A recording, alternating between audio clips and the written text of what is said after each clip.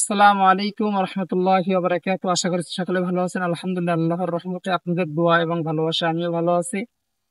আপনারা ইতিমধ্যে ভিডিও দেখছেন যে 30 দিনের চ্যালেঞ্জের ভিডিও আপলোড করার নিয়ত করছি ইনশাল্লাহ। তো তার প্রথম ভিডিও হতে যাচ্ছে আজকে। আর আজকে বৃহস্পতিবার, মাদ্রাসার সাপ্তাহিক সবিনার দিন।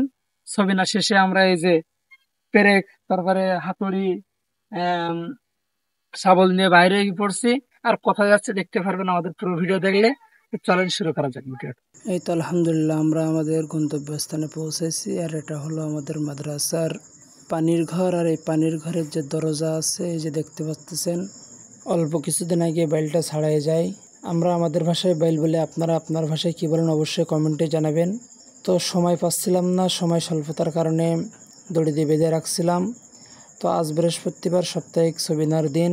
আগের থেকেই নিয়াত করে রাখছিলাম যে সবিনার শেষে আজকে দরজাটা ঠিক করব।